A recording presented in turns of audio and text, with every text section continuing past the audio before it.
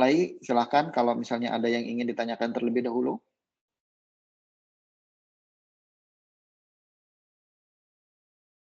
Ada? Jelas?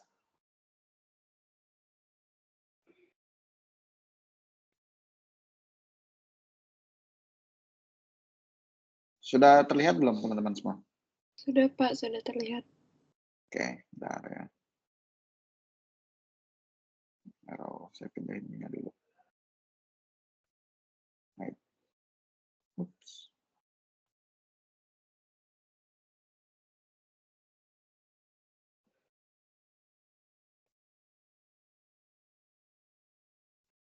Oke, terlihat ya? Oke, baik.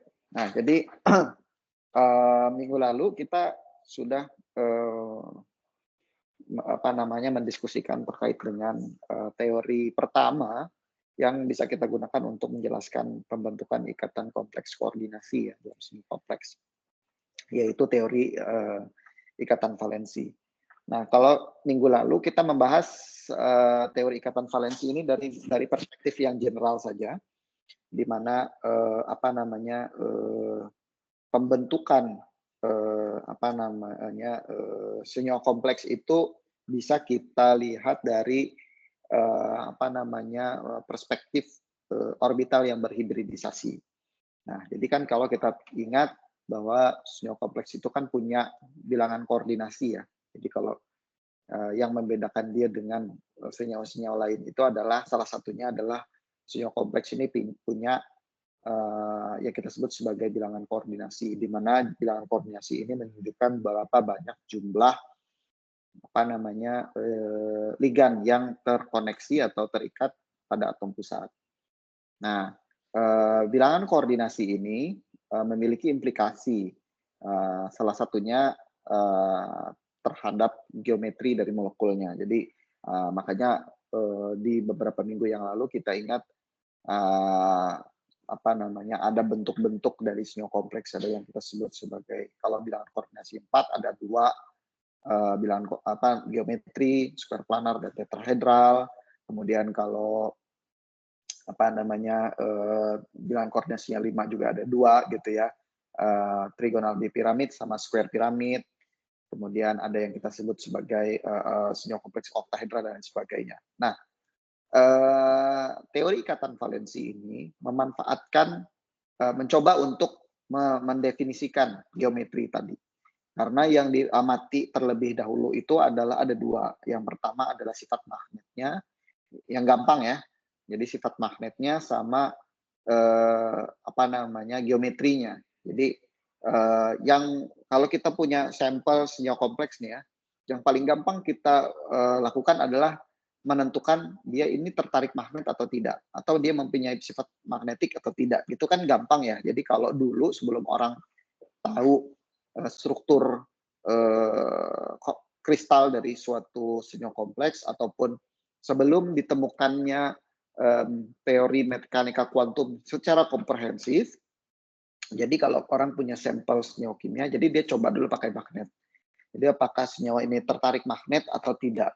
Nah, jadi nanti kalian di beberapa slide sebelumnya akan melihat bahwa teori ikatan valensi di sini agak-agak dalam tanda kutip dipaksakan gitu ya. Jadi ini teori yang maksa gitu ya, cocokologi lah.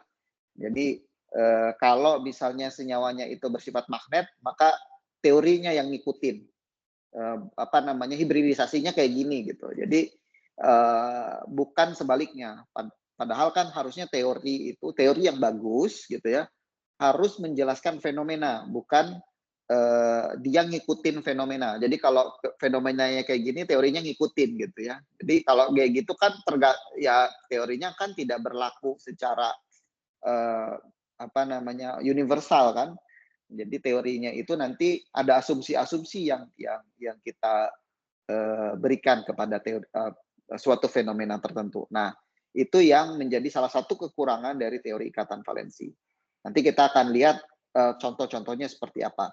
Tetapi basically, bagaimana teori ikatan valensi ini mendefinisikan tadi pembentukan senyawa kompleks itu hampir mirip dengan hibridisasi yang sudah kita apa namanya, lihat sebelumnya. Jadi begitu juga di organik ya. Jadi kalau misalnya suatu senyawa kompleks itu mempunyai bilangan koordinasi 4 misalnya, artinya berarti ada 4 orbital molekul dari atom pusat yang berhibrid untuk apa namanya, memfasilitasi donor dari pasangan elektron bebas dari masing-masing ligan. Karena ligannya ada 4 gitu ya. Jadi kalau bilangan koordinasinya 5 artinya ada 5 ligan juga, maka si atom pusat ini mau tidak mau harus menyediakan 5 orbital kosong gitu, yang energinya satu level. Nah, karena kalau kita lihat dari geometrinya, distribusi dari ikatan tersebut harus equal kan gitu ya. Maka kalau kita translatekan ke dalam mekanika kuantum, artinya setiap energi dari orbital-orbital tadi juga harus terdegenerasi gitu ya. Artinya energinya harus sama. Maka apa namanya, tidak ada definisi lain untuk memfasilitasi fenomena ini selain hibridisasi gitu ya. Oke, sebelum kita masuk apa namanya, hibridisasi seperti apa saja yang apa namanya, kita bisa dapatkan di dalam senyawa-senyawa kompleks, ada beberapa hal yang mungkin teman-teman harus remind kembali ya. Jadi yang pertama, ada yang kita sebut sebagai Effective Atomic Numbers Rule atau EAN rule ini. Nah, ini sebenarnya ada bahasa lainnya ya, kalau teman-teman yang mungkin juga mengambil organologam, itu tidak lain dan tidak bukan adalah aturan 18 elektron. Jadi 18 electron rules yang ada di organometalik itu sebenarnya adalah hal apa namanya, benda yang sama ya, spesies yang sama dengan yang ini. Jadi effective atomic number. Jadi jumlah elektron yang apa namanya, dimiliki oleh suatu senyawa kompleks agar senyawa kompleks tersebut dikonsider sebagai senyawa yang stabil gitu ya. Nah, konsepnya mirip dengan oktet. Jadi kalau kita tahu bahwa konsep oktet itu adalah suatu senyawa akan cenderung lebih stabil kalau semua elektronnya itu, jumlah total elektronnya itu ada 8 kan gitu ya. Jadi konfigurasi elektronik dari senyawanya itu menyerupai apa namanya, gas halogen, gas mulia, bukan gas halogen, gas mulia ya. Karena gas mulia kita tahu memiliki kestabilan yang extraordinary. Jadi dia tidak bersenyawa dengan unsur-unsur yang lain karena total dari elektron itu sudah penuh. Jadi semua orbital yang ada di orbital S dan P itu sudah terisi. Artinya S itu maksimal ada 2, P itu ada 4, ya total jadi ada 6, total jadi 8. Nah, dari situ konsep oktet itu berasal gitu ya, karena oktet kan artinya 8. Nah, dalam konteks senyawa kompleks kan ada d orbital. Jadi d orbital ini kan biasanya senyawa kompleks itu tersusun dari atom pusat yang majority merupakan logam transisi. Memang ada senyawa kompleks yang logam atom pusatnya itu adalah logam apa namanya, di golongan 1 dan golongan 2 ataupun golongan 3 gitu ya. Nah, tetapi di majority of complex compound itu composed of transition metals, di mana logam transisi itu kan biasanya apa namanya, orbital valensinya termasuk orbital D, makanya disebut juga sebagai D block kan ya. Nah, jadi oleh karena itu total dari elektron counting-nya bukan lagi 8 tetapi 18. Jadi ada ditambah D orbital di situ. Jadi 10 tambah 2 tambah 6 total jadi 18. Makanya di organologam itu juga disebut sebagai aturan 18 elektron. Nah, jadi apa namanya, di sini effective atomic numbers rule ini dia merupakan penerapan konteks oktet, teori oktet dari Lewis ke senyawa-senyawa kompleks. Kalau misalnya dia senyawa kompleksnya itu berasal atom pusatnya dari unsur dari golongan 1, 2 atau 3, maka dia masuk ke oktet karena ya tergantung orbital valensinya gitu ya. Kalau dia logam transisi berarti 18. Nah, Kemudian pembentukan sinyal kompleks kita sudah tahu bahwa, kita bisa describe sebagai, pasangan asam basa Lewis ya. Jadi, asam atom pusatnya itu bisa kita tinjau sebagai asam Lewis, kemudian ligan itu sebagai basa Lewis. Nah, jumlah elektron yang didonorkan gitu ya, kepada sentral atom atau apa namanya, asam Lewisnya, itu pasti akan selalu equal dengan, jumlah dari ligannya ya. Jadi, apa namanya, eee, jadi total dari, elektron ya, yang ada di atom pusat dan ligan itu pasti sama dengan, Nobel gas. Jadi, apa namanya, oktet tadi ya 8. Jadi kalau misalnya kita punya, tapi ini berlaku hanya sampai bilangan koordinasi 4. Jadi setelah kalau dia bilangan koordinasi 5 kan lebih dari, apa namanya, gas mulia. Kan gas mulia dia golongan, apa namanya, P blok. Jadi total elektronnya cuma 8. Makanya kalau dia di atas 5, maka, ada d orbital di situ. Jadi totalnya ada 18 gitu ya, 18 elektron. Nah, kemudian, eee, pembentukan ikatannya itu ya sama seperti, apa namanya, yang sudah kita, diskusikan sebelumnya bahwa apa namanya, orbital baru yang terbentuk dari interaksi antara atom pusat ya, orbital D, orbital kosong di orbital D dari atom pusat, dan pasangan elektron bebas yang datang dari, ligan gitu ya.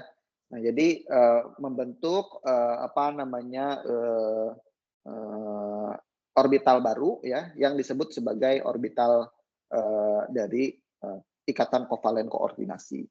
Ya, jadi inilah yang, apa namanya, ya sama seperti seperti apa yang sudah kita diskusikan minggu lalu. Jadi tergantung dari tipe interaksinya, ya. Jadi kalau misalnya HOMO-nya itu jatuh di, apa namanya, orbital sigma, maka dia juga akan bisa hanya akan membentuk, mode ikatan, dari ikatan sigma saja gitu. Jadi d orbital yang berinteraksi pun akan, harus yang sesuai gitu ya, energinya sama, kemudian simetrinya sama gitu ya. Nah, begitu juga kalau misalnya HOMO-nya itu jatuh di orbital pi. Jadi tipikal interaksinya juga akan berbeda. Nah, eee, oleh karena itu, nah jadi, karena, kita mencoba untuk menghubungkan ya, tadi, geometri dengan, banyaknya elektron ya, elektron counting-nya, maka kita akan punya, hibridisasi orbital dari atom pusat seperti ini ya. Jadi, tergantung dari bilangan koordinasi dan bentuknya. Jadi kalau kita lihat di sini ya, mulai dari bilangan koordinasi 2 sampai 9 ya. Apa namanya, jadi mulai dari, ligannya ada 2, 3, 4 gitu ya. Nah, 4 ini kan kita ingat kemarin ada 2 tipe geometri, ada tetrahedral dan square planar. 5 juga ada 2 ya, trigonal bipiramid sama square piramid. 6 kita punya 2 ya, oktahedral dan trigonal prismatik, 7, 8, dan 9. Nah, untuk mengakomodasi, apa namanya, interaksi antara atom pusat dengan, ligan ini, di mana di sini asumsi yang dibuat itu adalah semua ligan itu berinteraksi menggunakan, apa namanya, mode, sigma ya. Jadi head to head bukan side by side. Jadi, oleh karena itu kita bisa mendefinisikan hibridisasi dari orbital, valensi di atom pusat seperti yang ada di tabel ini. Jadi kalau dia bentuknya linear, maka yang terhibrid itu adalah orbital S dan PZ. Kemudian, nah ini deskripsinya SP gitu ya. Jadi kalau ini kan mirip seperti apa yang sudah kita lihat beberapa minggu yang lalu ya. Sama seperti kalau di sinyal kovalen juga, BeF2 misalnya gitu. Jadi ya beriliumnya orbital S yang ada di berilium berhibrid dengan satu orbital P gitu ya, membentuk orbital SP yang kemudian berinteraksi dengan, apa namanya orbital P dari fluoride gitu ya. Kalau ligannya F minus. Nah, apa namanya kalau yang 3 trigonal planar ya sama gitu ya. Jadi ini. Nah, problemnya mulai terlihat di bilangan koordinasi 4. Nah, kenapa? Karena kalau di organik senyawa kovalen, bentuk geometri dari senyawa-senyawa organik itu cuma satu, tetrahedral doang gitu ya. Nah, kalau di senyawa kompleks kan dia ada geometri yang lain, square planar. Nah, ini yang apa namanya dicoba untuk dicocokin sama teori ikatan valensi. Padahal sebenarnya dia nggak bisa tuh memprediksi mana hibridisasi. Di sini kalau kita lihat hibridisasi untuk tetrahedral itu betul sp3. Ya, sp3. Nah, kalau bentuknya geometri dari senyawa kompleksnya itu adalah square planar, hibridisasi yang diassign itu adalah sp2d namanya. Nah, jadi orbital S tidak lagi, jadi kalau dia bentuknya square planar, jadi orbital S ini tidak berhibrid dengan 3 orbital P, tetapi dia berhibrid dengan 2 saja, terus satunya lagi di orbital D. Jadi satu ini ketinggalan gitu. Nah, ini agak lucu gitu. Nah, jadi ini yang nanti di slide beberapa slide ke depan akan kita diskusikan seperti apa. Nah, jadi ada problem yang mulai muncul begitu geometrinya itu sudah berbeda. Jadi, nah teori ikatan valensi ini sebenarnya salah satu kekurangannya adalah tidak bisa menjelaskan ini. Kenapa gitu ya? Jadi dia main cocokin aja, cocokologi. Nah, bagaimana dia mencocokkannya itu dengan fenomena magnetiknya. Nanti kita akan lihat ya. Jadi dia cek dulu nih senyawa, misalnya saya punya 2 nih.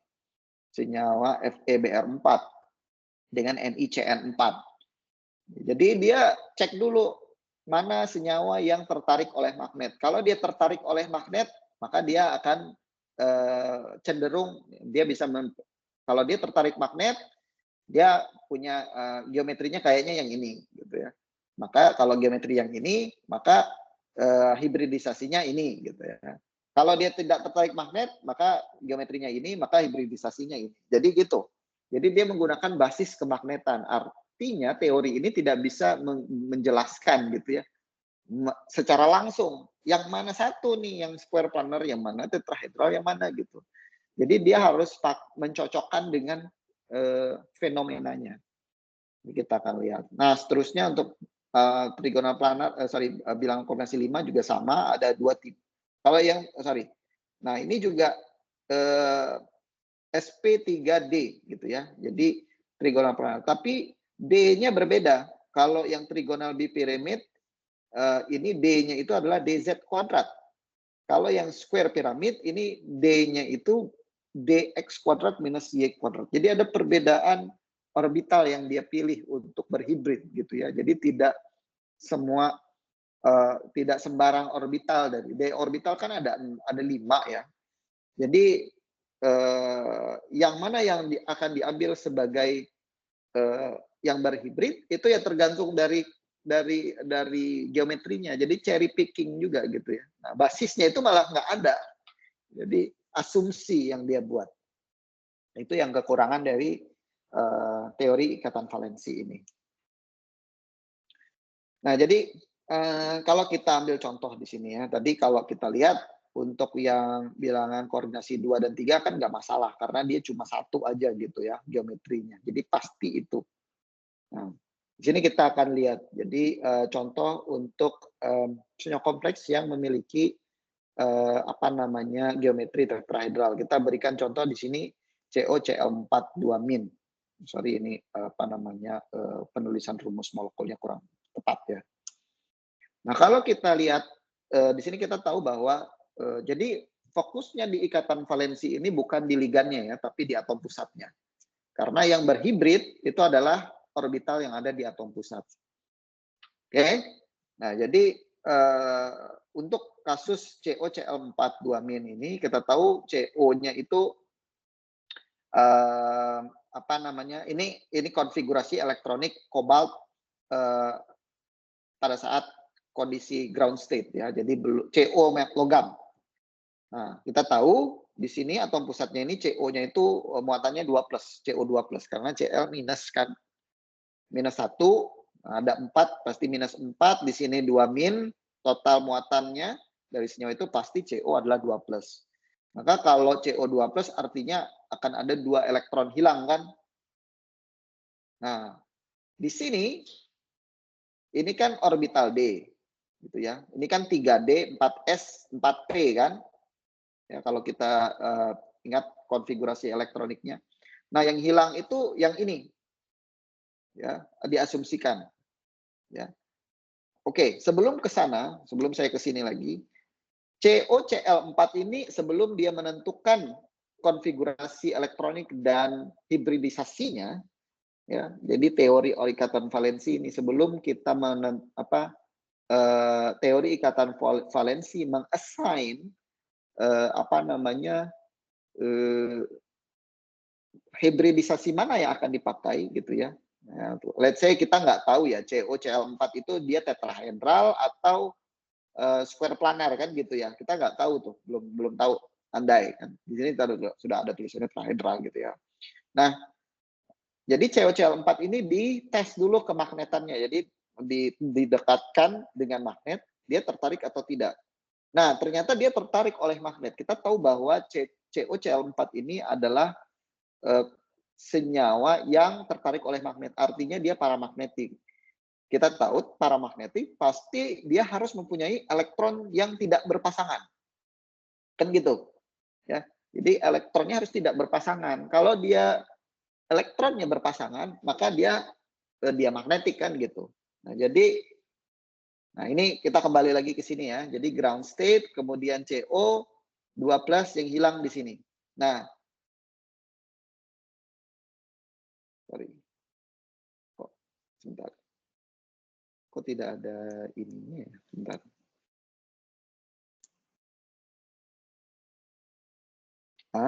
Oke.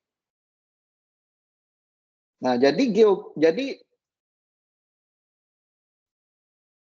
hibridisasi yang terjadi itu betul ya, sp3.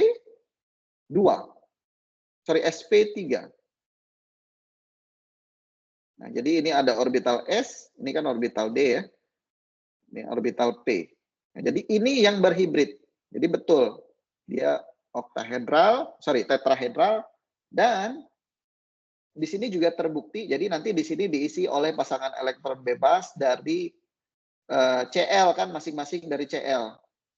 Nah, gitu. Nah, jadi nanti diisi oleh Cl. Nah, yang ini pasangan elektron yang tidak berpasangan ini, elektron yang tidak berpasangan inilah yang menjadi alasan kenapa dia paramagnetik. Jadi gitu. Jadi kebalikannya. Nah, sekarang kita lihat contoh yang square planar. Di sini contohnya molekulnya NiCN4 2-. Ya, jadi Ni di sini ground state-nya ini. Nah, ini 3D, 4S, 4P. Nah, jadi sama kayak tadi ya. Nah, kalau dia Ni2+ di sini, hilang juga di sini. Oke. Nah, begitu Cn ini masuk, ya, yang menjadi hibridisasinya bukan lagi ini. Oke. Nah, tetapi yang terjadi begitu Ni2+ ini berkoordinasi dengan Cn, si satu elektron yang di sini pindah ke sini. Ya. Elektron yang di sini pindah ke sini menjadi berpasangan, sehingga satu orbital D menjadi kosong. Ya. Satu orbital D menjadi kosong, makanya hibridisasinya menjadi DsP2. Dan kompleksnya menjadi square planar. Kan beda. Kalau di sini tadi, nah kalau yang ini sp3 tetrahedral. Kalau di sini dsp2. Karena semua elektron ini berpasangan, maka idealnya NiCN42- ini diamagnetik, dan memang betul dia diamagnetik. Ya, jadi dia ukur dulu. Jadi teori ikatan valensi ini dia tidak bisa memprediksi mana yang square planar, mana yang tetrahedral tanpa mengetahui sebelum dia tahu sifat magnetnya dulu. Jadi kalau saya punya sinyal kompleks, saya ukur dulu tuh sifat magnetnya. Kalau dia tertarik magnet, artinya konfigurasinya itu adalah sp3. Karena dia harus punya pasangan elektron bebas.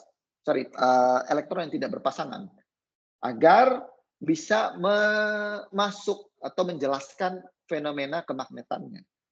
Nah, kalau dia tidak bersifat magnet, maka kita paksa dia masuk ke square planar gitu konfigurasi. Jadi dia cocokologi.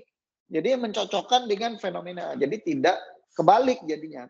Padahal kan teori yang bagus itu harusnya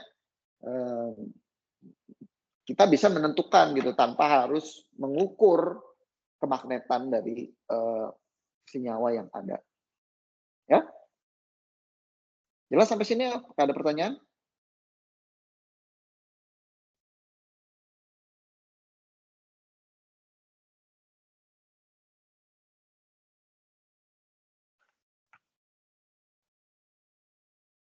Dari saya tidak ada, Pak. Cukup jelas, Pak. Cukup jelas? Oke, Iya, sebentar. jelas.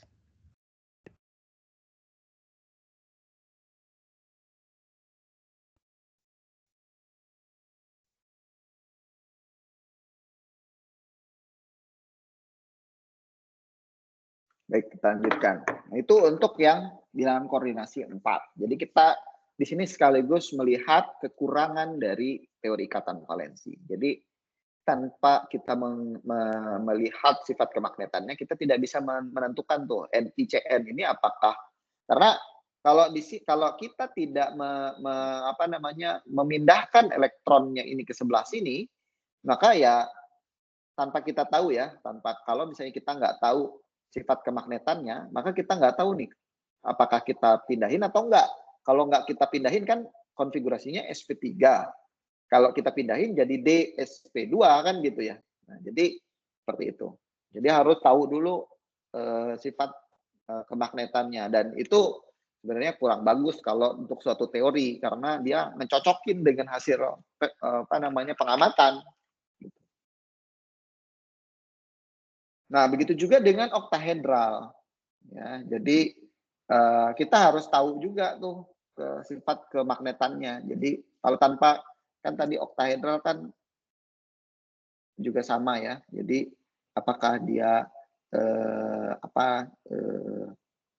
nah ini terminologi yang baru kita dapatkan di sini, high spin gitu ya.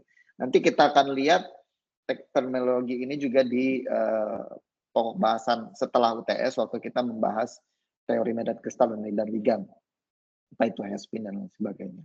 Nah, jadi untuk oktahedral geometri kita tadi hibridisasinya sp3d2 ya. Jadi kita harus tahu dulu juga sifat kemagnetannya ya. Jadi contoh di sini COF63-. Jadi ini CO3+ gitu ya. Nah, ini ada 4 elektron yang tidak berpasangan. Kemudian karena dia paramagnetik, maka ini tidak bisa kita pindahin ke situ. Kita paksa geser gitu ya. Jadi kalau kita geser kan dia jadi D2sp3 gitu ya, bukan sp3d2. Jadi itu yang apa namanya tidak salah satu kekurangannya. Nah, jadi ini kalau konfigurasinya sp3d2, dia harus paramagnetik. Kalau molekulnya itu diamagnetik, ya tidak memiliki apa namanya ketertarikan magnet. Ini contohnya FeCN6 3-. Jadi kalau FeCN, kita punya senyawa FeCN3- ini deketin ke magnet, dia tidak tertarik oleh magnet. Kenapa? Karena nah, jadi kalau yang tadi elektronnya itu tidak bisa pindah, nah di sini bisa pindah gitu ya. Nah, kalau tadi di sini kan tidak bisa pindah. Nah, kalau di sini dia pindah nih elektronnya ke sebelah. Jadi ke sana sehingga ada orbital kosong di sini, dan di sini. Ya, jadi untuk mengakomodasi apa namanya ini. Jadi hibridisasinya bukan lagi sp3d2 tetapi 2d sp3. Jadi kalau tadi hibridisasinya itu sampai ke 4D, kalau di sini orbital D-nya yang dipakai untuk berhibridisasi adalah orbital 3D. Jadi 4D-nya nggak dipakai. Nah, gitu. Jadi begitu CN-nya masuk. Ini 2D SP3. Nah, satu-satunya penjelasannya yang bisa kita buat adalah karena CN itu adalah ligan kuat. Jadi dia bisa mendorong elektron ini ke sana gitu ya. Tapi definisi ligan kuat itu juga masih belum bisa dijelaskan oleh teori ikatan valensi gitu. Nah, gimana ligan yang kuat itu yang seperti apa kan gitu. Jadi susah gitu ya untuk apa namanya mendefinisikan itu. Jadi di sini kita melihat bahwa lagi-lagi hibridisasi dari orbital itu sangat tergantung sekali dengan sifat kemagnetan. Jadi tidak bisa kita secara umum mengatakan kalau dia misalnya konfigurasinya elektroniknya kayak gini, maka hibridisasinya kayak gini. Gitu. Jadi nggak bisa. Oke, nah ini jadi secara umum ini ya tadi konfigurasinya. Jadi tetrahedral, square planar. Nah, jadi magnetic nature-nya ini menjadi hal yang penting gitu. Kalau kita nggak tahu magnetic nature-nya, susah kita mendefinisikannya nanti sifatnya itu. Ya, jadi seperti itu. Oke, jelas sampai sini?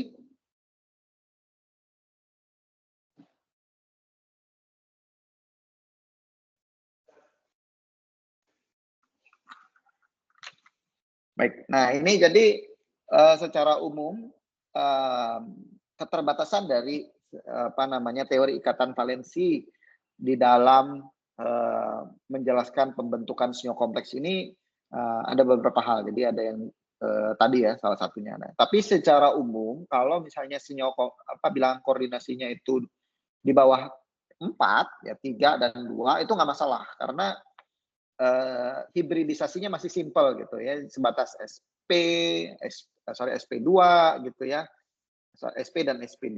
Tetapi begitu dia sudah bilangan koordinasinya sudah banyak gitu ya, medium dan high coordination number, maka teori ini agak susah gitu ya memprediksi gitu ya. Dan kita juga harus mengetahui sifat kemagnetannya dulu. Dan seolah-olah teori ini juga dicocokin gitu dari fenomena yang ada. Jadi banyak sekali asumsi-asumsi yang harus dibuat gitu ya untuk menjelaskan pembentukan sinyal kompleksnya. Jadi kita tidak bisa mendiferensiate misalnya SP3 atau 2D SP2 gitu. Jadi seperti itu. Nah, selain itu dia juga tidak bisa digunakan untuk menjelaskan warna dari sinyal kompleks. Kita tahu bahwa sinyal kompleks itu kan memiliki warna yang ya salah satu cirinya adalah dia adalah molekul yang berwarna kan. Jadi, nah karena hibridisasi itu mengasumsikan apa namanya semua orbital itu terdegenerasi, artinya tingkat energi atau energi levelnya sama, maka agak susah kita membayangkan apa yang terjadi pada elektron itu. Karena kan kalau kita berbicara warna, itu artinya ada elektron yang tereksitasi kan.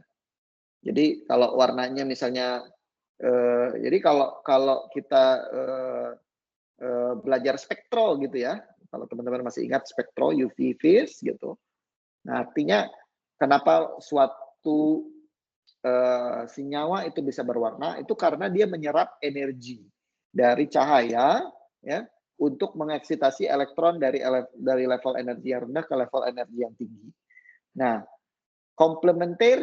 warna komplementari dari energi foton yang diserap tadi, itulah yang kita lihat kan sebagai warnanya. Jadi itulah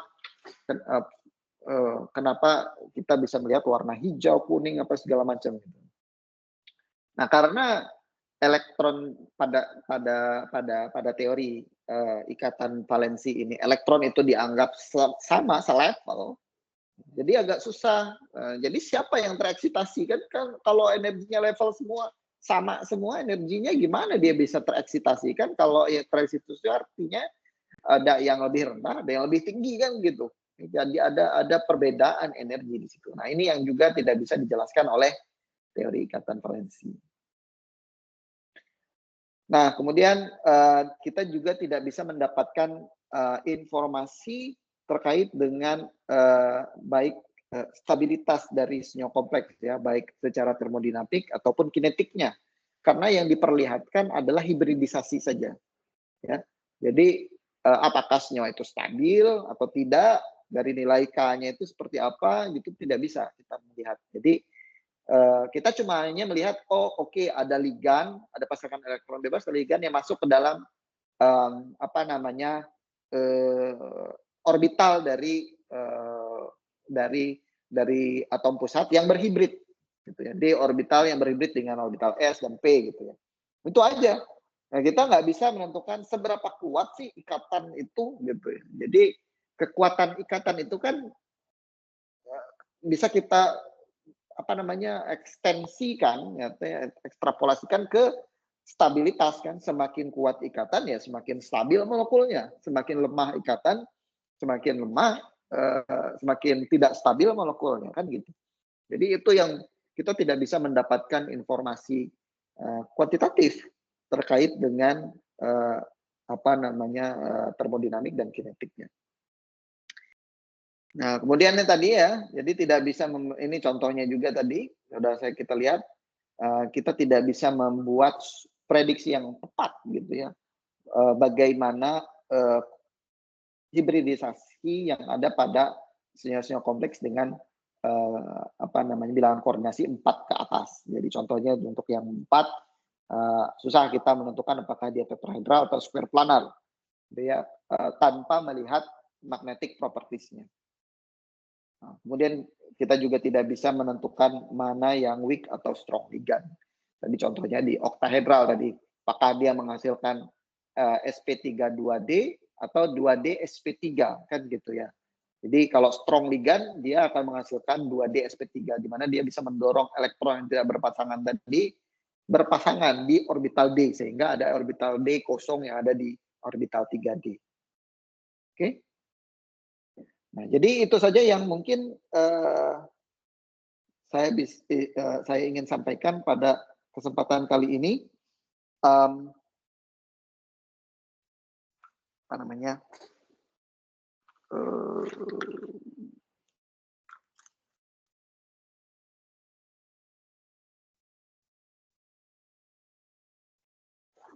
Ya, ada? Oh, saya izin bertanya, Pak.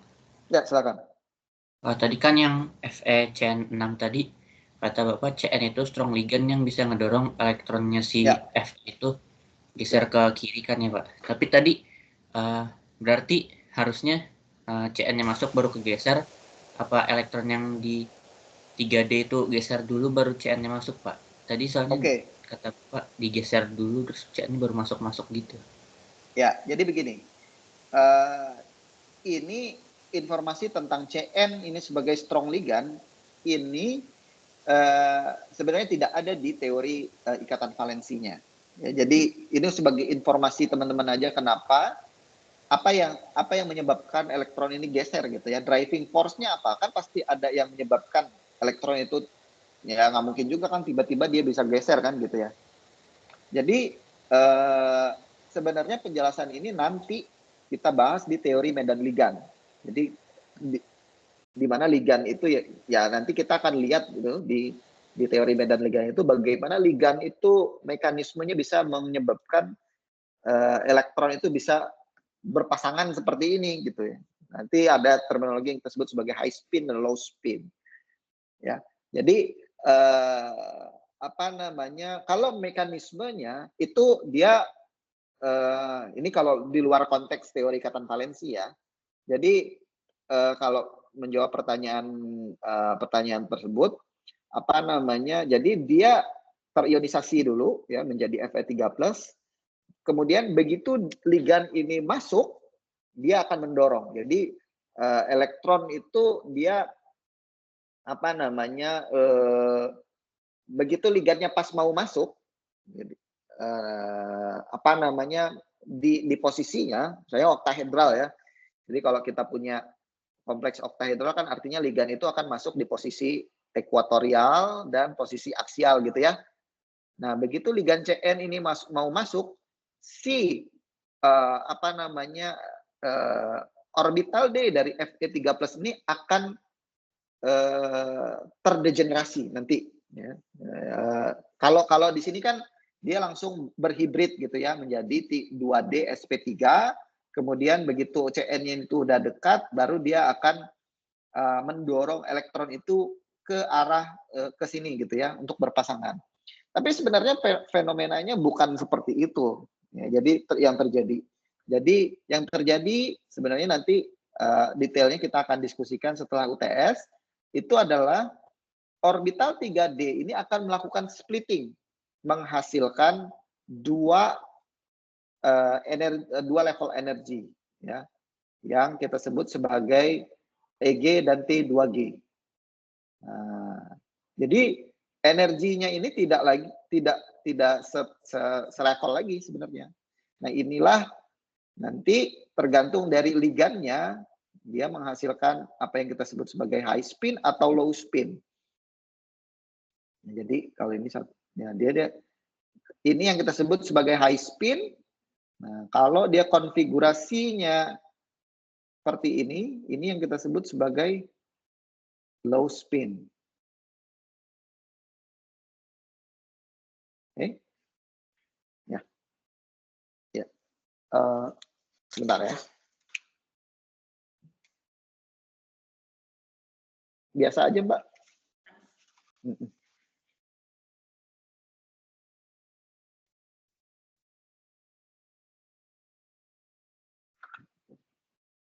Oke.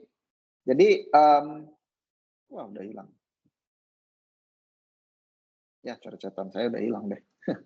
Nah, itu yang nanti akan kita bahas di teori medan kristal dan medan ligan. Jadi yang terjadi sebenarnya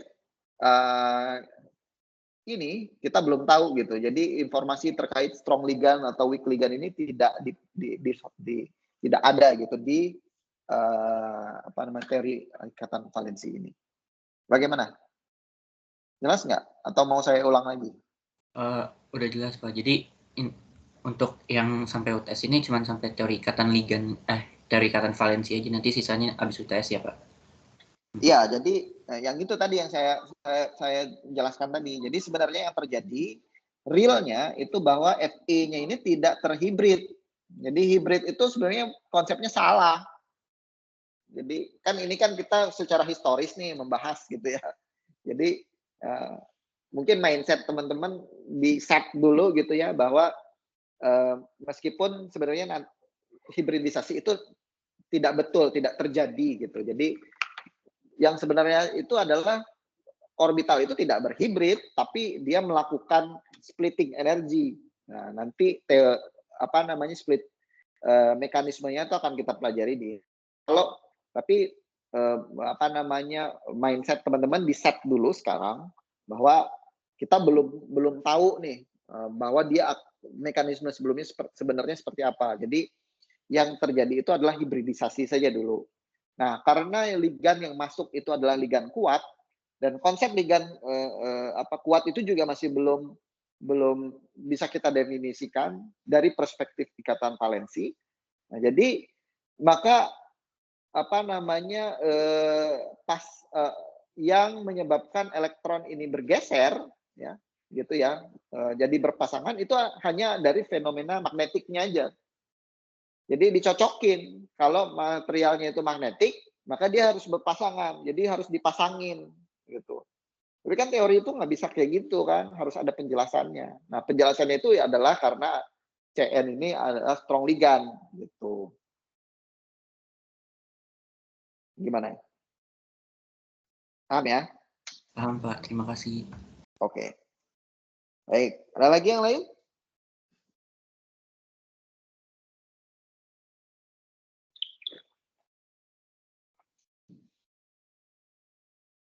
Jelas? Bapak, saya mau tanya yang buat materi UTS tadi udah dibahas belum ya? Yang mana? Enggak, maksudnya Soalnya soal UTS. apa-apa aja gitu. Soal ITS belum dibahas. Nggak perlu dibahas kalau soal ITS. Oke, kalau materi UTS ya dari pertama ya definisi asam, kok asam sih, senyawa kompleks sampai hari ini. Jadi sampai apa namanya teori ikatan valensi. Gitu. Oke Pak, teori ikatan valensi. Jadi Pak.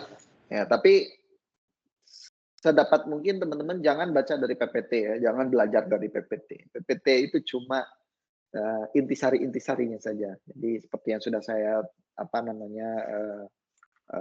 sampaikan berulang kali, perlu latihan. Oke, saya juga kasih PR ya. Jadi dikerjakan PR-nya sedapat mungkin dikerjakan sendiri gitu ya, karena dengan PR itulah teman-teman punya alasan untuk membaca bukunya.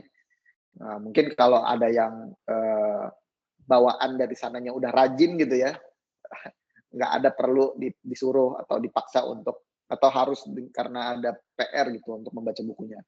Cuma kalau orang-orang kayak saya yang layback gitu ya, saya kan termasuk orang yang layback gitu ya, males baca buku.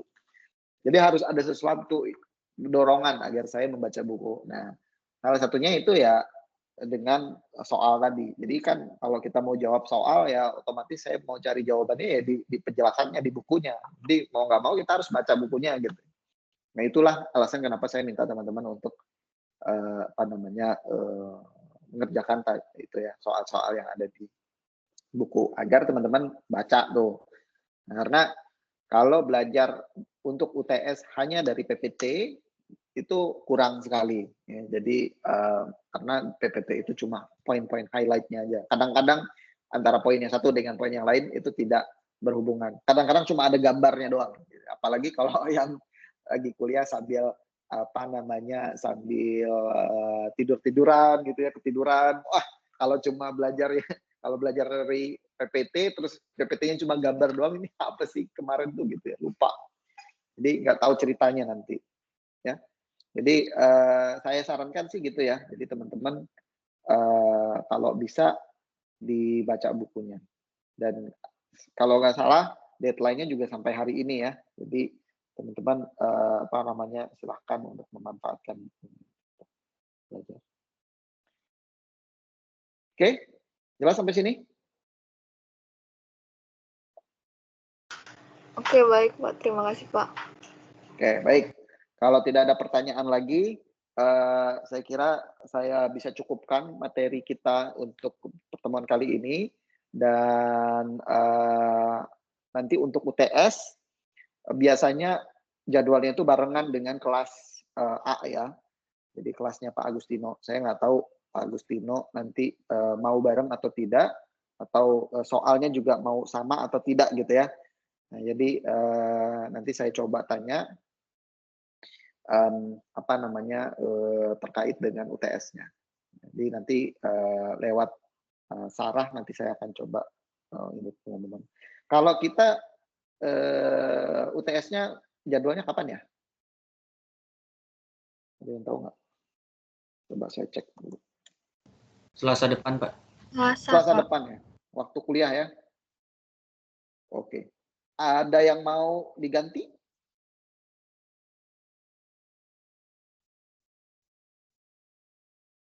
Mungkin sampai saat ini belum ada sih Pak, masih aman-aman aja. Takut bentrok ya, kalau diganti-ganti pun takut bentrok nanti. Iya. Oke, kalau gitu, sip. Jadi saya tanya dengan Pak Agustino deh. Oke deh. Baik, kalau tidak ada pertanyaan lagi, terima kasih teman-teman. Selamat belajar ya. Mudah-mudahan nilainya dapat yang paling maksimal ya. Saya doakan benar. Jadi jangan lupa untuk belajar, berdoa, dan selalu jaga protokol kesehatan.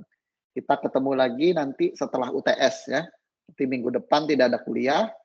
Kemudian kita masuk lagi seminggu setelah UTS untuk melanjutkan diskusi kita terkait dengan teori medan kristal. Oke, terima kasih. Assalamualaikum warahmatullahi wabarakatuh. Waalaikumsalam. Terima kasih.